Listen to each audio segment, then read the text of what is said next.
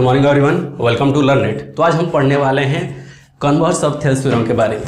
तो सबसे पहले इसका हम स्टेटमेंट समझते हैं कि स्टेटमेंट क्या बोल रहा है। ध्यान से सुनना, कि इस तरीका से सुनना कि दूसरे को समझा सको। ठीक, क्या बोल रहा है कि यदि कोई लाइन ट्रेंगल के दो साइड को सेम रेशियो में डिवाइड करता है तो वो लाइन ट्रेंगल के थर्ड साइड के निश्चित तौर पर क्या होगा, पैरेलल होगा। कहने क्या मतलब, अगर मेरे पास एक ट्रेंगल है, ठीक, जिसका नाम ए, बी और सी है, ठीक, और क्या बोल रहा है कि एक लाइन है जो कि ए बी और ए सी को सेम रेशियो में क्या कर रहा है, डिवाइड कर रहा है। इसका नाम ले लेते हैं एल, पॉइंट डी और ई सेम रेशियो में क्या कर रहा है, डिवाइड कर रहा है। तो बताइए, प्रूफ कीजिए कि बी सी जो होगा पैरेलल टू डी होगा। ठीक है, प्रूफ क्या करना है बाबू हमें, प्रूफ डीई पैरेलल बीसी। ठीक, ये हमें प्रूफ करना है। गिवन क्या है, क्या दिया कि जो लाइन है क्या कर रहा है, दोनों साइड को सेम रेशियो में डिवाइड कर रहा है। इसका मतलब क्या है कि एडी अपॉन बीडी बराबर है एई अपॉन ईसी के। इतनी बात समझ में आ रही कि नहीं समझ में आ रही, देखो। ठीक है, तो हमने माना कि जो लाइन है वो क्या है, पैरेलल नहीं है डीसी के। ठीक है, late DE is not parallel to BC। तो हमने क्या किया कि इसको माना कि DE पैरेलल BC के नहीं है, तो हमने अपने से क्या किया, एक लाइन ड्रॉ किया जो कि पैरेलल है किसके, BC के। उसका नाम क्या है, DF। ठीक है, इतनी बात समझ में आ रही है। तो जब हमने माना कि ये लाइन पैरेलल है किसके, BC से, तो थेल्स थ्योरम से हम क्या लिख पाएंगे बाबू कि AD अपॉन BD बराबर होगा AF अपॉन FC के। ठीक, इतनी बात समझ में आ रही कि नहीं। इसको मान लेते हैं इक्वेशन नंबर सेकंड, फर्स्ट, तो सेकंड मान लेते हैं, जो गिवन है उसको मान लेते हैं फर्स्ट। ठीक है, अब देखो, इतनी बात समझ में आ गई। अब हमने क्या देखा कि दोनों इक्वेशन में से AD अपॉन BD क्या है, देखने से कॉमन मिल रहा है। जिसका LHS टर्म बराबर है तो हम कह सकते हैं क्या कि उसका RHS टर्म भी क्या होगा, बराबर होगा। तो लिखो, from equation first and second हम क्या बोल सकते हैं कि AF अपॉन FC बराबर होगा AE अपॉन EC के। इतनी बात समझ में आ रही है। अब देखो, हमें क्या करना है, मैथमेटिकल तरीके से इसको प्रूफ करना है कि जो BC क्या होगा, BC पैरेलल टू क्या होगा, D होगा। ठीक है, तो हम क्या करेंगे, मैंने पिछले ही लेक्चर में बताया था कि अगर हम किसी भी इक्वेशन में दोनों साइड +1 या -1 कर देते हैं तो उस इक्वेशन पर कोई फर्क नहीं पड़ता है। तो हम क्या करेंगे, इस इक्वेशन में +1 कर देंगे दोनों साइड। ठीक है, तो AF अपॉन FC +1 बराबर, ठीक, AE अपॉन EC +1। ठीक, हमने क्या किया, दोनों साइड 1 का प्लस कर दिया। ठीक, इतना करने के बाद हमने क्या देखा कि F plus FC upon FC बराबर AE plus EC upon EC। इतनी बात समझ में आ रही। अब देखो ध्यान से, AF upon FC, AF plus FC क्या है बाबू, AF प्लस FC किसके बराबर है, AC के बराबर है। हम यहां पर लिखेंगे AC अपॉन FC बराबर, अब देखो ध्यान से, यहां पर तुमको दिखने के लिए मिलेगा AE प्लस EC। देखो, AE प्लस EC किसके बराबर होगा, AC के बराबर होगा, AC अपॉन EC। ठीक, अब देखो ध्यान से कि जो मेरा AC है और AC क्या हो जाएगा, कट जाएगा। तो यहां से हम क्या करेंगे, AC को काट देंगे।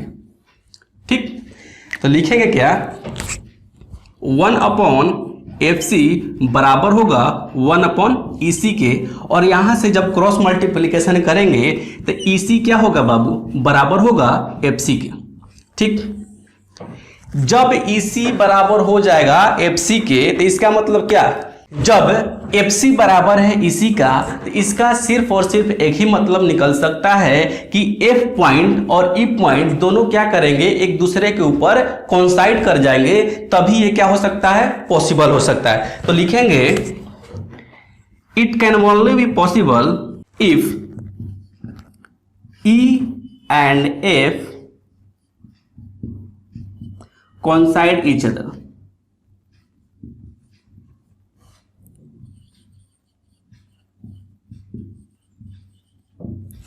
बात समझ में आ रही कि नहीं आ रही? देखो, जब एक दूसरे के ऊपर कोइंसाइड करेंगे तब हम कह सकते हैं क्या कि डी जो है पैरेलल है BC के। इसका मतलब जो लाइन L है वो क्या होगा, हमेशा का हमेशा BC के पैरेलल होगा, यदि ये लाइन दोनों साइड को सेम रेशियो में डिवाइड करता है तब। ठीक है, हेंस क्या होगा, DE पैरेलल होगा BC के। ठीक है, ये क्या हो गया, प्रूफ हो गया। देखो एक बार इसको और ध्यान से समझ लो, कुछ नहीं करना है बाबू। ठीक है, इस तरीका से सुनना कि दूसरे को समझा सको। ठीक है, देखो स्टेटमेंट क्या बोल रहा है कि अगर एक लाइन ट्रायंगल के दो साइड को सेम रेशियो में डिवाइड कर रहा है, सेम रेशियो में डिवाइड कर रहा है, एक गिवन है, तो वो लाइन क्या करेगा, हमारे ट्रायंगल के थर्ड साइड के पैरेलल होगा। क्या होगा, ट्रायंगल के थर्ड साइड के पैरेलल होगा। यही हमको क्या करना है, प्रूफ करना है। ठीक, ये पूरी तरह के स्टेटमेंट है। इसको इस तरह से याद रखना कि किसी भी ट्रायंगल में अगर एक लाइन दो साइड को सेम रेशियो में डिवाइड कर रहा है तो वो लाइन हमेशा क्या होगा, पैरेलल होगा थर्ड साइड के। ये पूरी की पूरी एक स्टेटमेंट है, लेकिन इसमें हमको क्या करना था, यही प्रूफ करना था कि डी क्या है, पैरेलल है BC के। लेकिन अगर इसको एक तरफ से देखें तो ये पूरी की पूरी एक स्टेटमेंट है, थ्योरम है। क्या कि ट्रायंगल के दो साइड को सेम रेशियो में बांटने वाली लाइन, ट्रायंगल के दो साइड को सेम रेशियो में बांटने वाली लाइन ट्रायंगल के थर्ड साइड के हमेशा क्या होगी बाबू, पैरेलल होगी। ठीक, तो हमने क्या किया, उसके लिए हमने क्या कहा कि डी जो है नॉट पैरेलल टू BC के पैरेलल नहीं है। तो हमने क्या किया, AC पर एक पॉइंट लिया F और उसको हमने D से ज्वाइन कर दिया और बोला कि DF जो है पैरेलल है BC के। यहां से हमने क्या कंक्लूजन निकाला कि थेल्स थ्योरम से हम लिख सकते हैं, अगर DF पैरेलल होगा BC के तो AD/BD लिख सकते हैं ना बाबू। AD/BD बराबर होगा AF/FC के। ये कहां से आया बाबू, ये आया थेल्स थ्योरम से, थेल्स थ्योरम से। ठीक है, ये आया थेल्स थ्योरम से। अब क्या किया हम लोग, from equation first and second, ये पहले से दे रखा है, हमने ये सेकंड इक्वेशन लाया किसके मदद से, थेल्स थ्योरम के मदद से। ठीक है, दोनों इक्वेशन से देखा दोनों का LHS टर्म क्या है, बराबर है, तो हम क्या कह पाएंगे कि दोनों का RHS टर्म भी क्या होगा, बराबर होगा। तो यहां से दोनों का RHS टर्म हम लोग क्या किए, बराबर कर लिए। उसके बाद क्या किए, हमने बोला था कि किसी भी इक्वेशन में अगर हम +1 का मींस कांस्टेंट टर्म का दोनों तरफ एडिशन करते हैं या सब्ट्रैक्शन करते हैं तो इक्वेशन में कोई फर्क नहीं पड़ता। तो हमने क्या किया, +1 का दोनों तरफ क्या कर लिया बाबू, एडिशन कर लिया। यहां से LCM निकाला और LCM निकालने के बाद देखा कि A + FC कितने के बराबर आ रहा है बाबू, AC के बराबर। देखो A + FC किसके बराबर आ रहा है, AC के बराबर, और AE + EC किसके बराबर आ रहा है, AC के बराबर। यहां से देखा कि AC कट गया, 1/FC बराबर कितना आ गया, 1/EC। यहां से हमने क्या किया, क्रॉस मल्टीप्लिकेशन किया और EC = क्या आ गया मेरा, FC।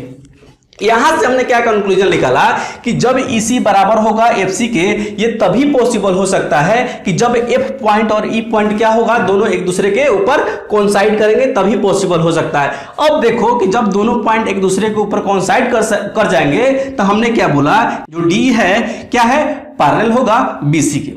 इतनी बात समझ में आ गई, भूलना मत, मैंने एक एक चीज डिटेल में बताया। ठीक है, इसको ध्यान रखना। तो इस लेक्चर में यही पढ़ना था, कन्वर्स ऑफ थेल्स थ्योरम, जो हमने पढ़ लिया।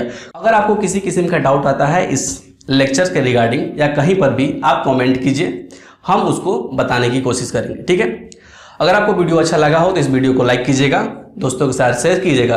अगर आप इस चैनल पर नए हैं तो इस चैनल को सब्सक्राइब कीजिएगा और दोस्तों के साथ शेयर कीजिएगा। धन्यवाद।